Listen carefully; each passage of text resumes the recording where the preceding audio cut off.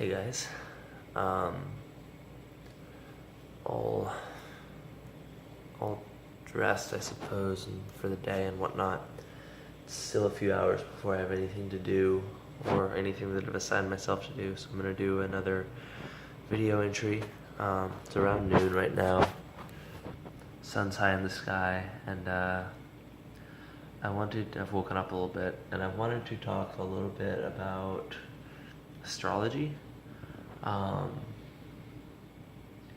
and it's one of those interesting topics, astrology, where it's like, it's one of those things where like people kind of polarize it. Like it means either everything or nothing to the individual, right? Um, and it really depends on the lens they look at the world through. So, if you ask me personally whether I think astrology is like valid, I would say yes, absolutely. I have never read somebody's astrology chart that didn't exactly match up to who they were and also didn't teach them things about themselves. Now, could you say the same thing for a fictional story, right? Let's say a fable. Like Goldilocks and the Three Bears or something like that, Little Red Riding Hood. These are stories that are told, and they have common themes. Um,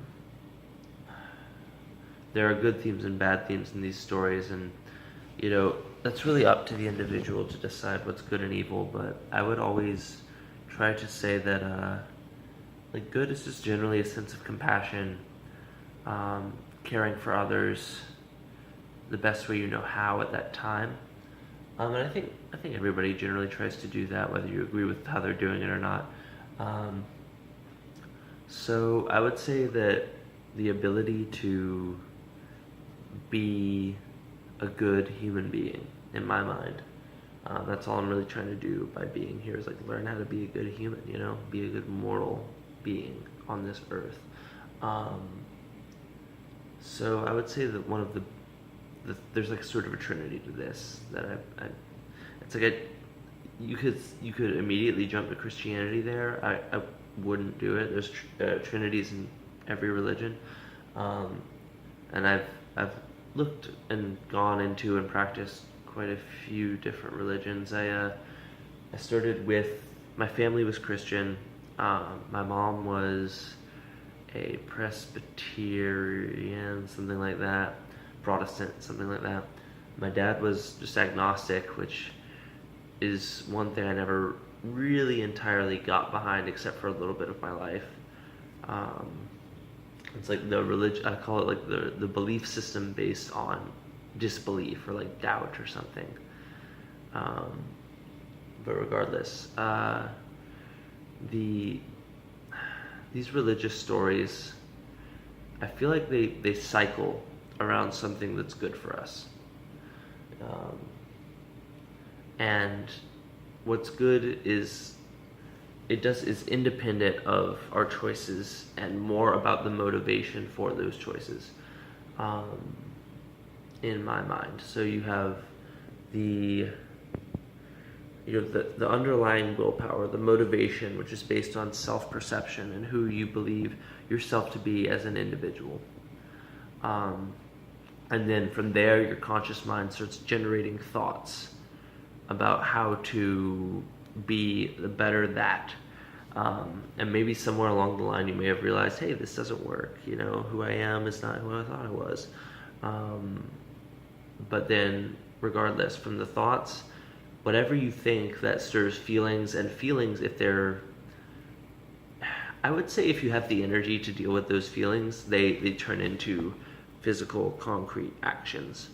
And that, again, denotes expansion. Now, with expansion, this is the basic formula for how people get things done, right?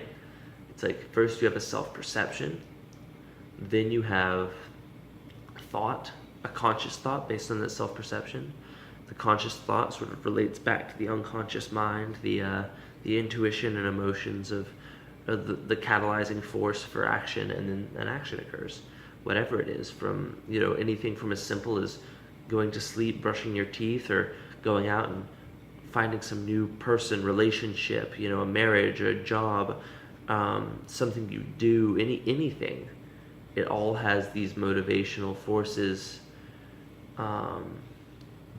whether it's expansion, which I would say like is kind of a polarizing male, yang in Chinese thought, yang and yin.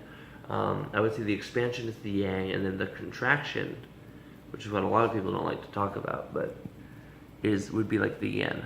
And the funny thing about astrology is that it has all these components, right? The planets, they represent certain archetypes. They represent like different parts of the manifestation process, and they also represent different levels of that. So, for instance, you have the sun. It's like everybody wants to talk about sun sign when they talk about astrology. It's like, oh, I'm a Cancer, I'm a Gemini, I'm a Leo, I'm a Scorpio, I'm a Taurus. These kinds of things. I myself, I was born on July 7th, which is kind of a cool birthday, 7/7, and I am Cancer, second decan, I think 15 or 16 degrees. And what that's supposed to say about me is that I'm, kind of a crybaby. Everywhere I go on the internet, it's like when I look at my sun sign, like, what do the signs do here? What do the signs do with this? It's like Cancer is always just like, I cry. And I'm like, nah, man, like, there's more to me, right, as a person, because that's really what this is about. It's not about Cancer, this idea. It's about the person behind the message. Now, there are some parts of me that it's like, I feel like, oh, well, maybe this is a Cancer sort of thing to do. Like, for instance, it's not just about tears. It's about emotions. It's about directing these emotions for purpose, for a bigger good, really. But it's yeah, I guess like who I am as a person, yeah, is very emotional, and it's very powerful. I have the ability to just sort of like laser beam focus on like emotionally, and like sort of like see through a lot, like intuitive sort of. I'm hesitant to say the word psychic, but it's like that's how I felt. It's like my mind puts things, like a bunch of thoughts together at once, and then it's like all of a sudden processes it, and it's like everybody kind of like I see through people basically. But then when I actually got into astrology, I was like, there's more to me than just Cancer, like there's more to be than water element and like direction of that emotion. There's more to me than that. So lo and behold, one of my good friends who's actually asleep on the couch in there, he showed me the rest of my astrology chart. Cause I mean, all I thought was like, oh, I'm a Cancer. That's it. Guess I'm a crybaby. Guess I'm emotional. Cool. Guess I'm domestic or whatever. But the rest of the chart, it was actually really interesting to see because, I was diagnosed with manic depression, which is like bipolar or whatever. I hate the word bipolar. Everybody's bipolar. You know what else is bipolar? A magnet. You know what else is bipolar? The Earth. And every single person, like we all have these positive and negative moments. I guess, and then what I chalked the bipolarism up to was like, oh, you're just too extreme for society. And it's like, okay, well, I'm here talking to you, aren't I? I'm obviously not too extreme for this therapy, so what's the point in even trying to save me if I'm too extreme for society and I have to be like medicated and shit? That just means I'm too extreme for you, right? Regardless, when I looked at the rest of my astrology chart, it was actually pretty cut and dry. Like I understood it. For instance, I have 5 conjunct in Gemini. My ascendant sign, which is like the sign where it's like if the sun is like your personality, the ascendant sign is like what you're meant to do. My ascendant is right on the edge of Gemini and Cancer, as is my Mercury placement, as is my moon placement, as is my Ceres placement, which is like a wounded, no, it's not the wounded healer. Ceres is like the mother figure, like what you give to society. So the moon, to go back on that, the moon represents feeling and emotion. Mercury represents communication and a Cartesian spirit and commerce and trade and movement, these kinds of things, just the speed and thought. And then, yeah, like ascendant is your life purpose and your goals and stuff. And all of these things, oh, and my Mars, which is how you act and you deal with, you go out and get things. That's Mars. That's also on the Gemini Cancer cusp. I believe I'll have to recheck the degree. I think it's right on the edge of the cusp, like right in like 24, 25 degrees Gemini or something like that. Pretty sure. But anyway, the rest of my chart was Jupiter, which deals with expansions. And that's interesting because it's actually Scorpio Libra cusp. Pretty sure. Yeah, Scorpio Libra cusp. And the Scorpio Libra cusp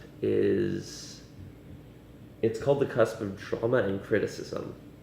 So it's like, I guess I expand by shit talking, which is kind of, it's funny, but I don't really like the frustration that it brings, but at the same time, like, criticism, sometimes people and the world need criticism, and it's like, but there's also a thin line between criticism and harassment. So I've been trying to work on that. I've been trying to learn to like not dump all my feelings and emotions about a person or all my ideas on them at one time. I try to be helpful with it and expand in a positive light so that the people in my life are just not like, whoa, too much, too much talk, too much energy at once. And that comes with being a good teacher over time. And I know it's like getting low on time, but the last part of my astrology chart that I found very interesting was Saturn in Pisces. Now, Saturn represents limitations, fears, weaknesses, and basically what causes you to pull back on the expansion. Like, hold on, this is not going the right way. Like, pull back, Now, with Saturn, Jupiter, and the Sun in my chart, they actually form a big triangle in the sky, and it's called a grand water trine. And it seems to amplify these elements more and more. Kind of like a major chord in music. It's like, it's an intensifier. So with the Saturn being part of that trine, and the Jupiter, I really do need to work. I've realized I really do need to work on the limitations between making sure that I expand correctly and honestly, and I suppose when necessary. But with the Pisces and Saturn, what that means, it took me a while to dig that information up, but what it really means is, like, as part of my story, with where the planets were when I was born, is that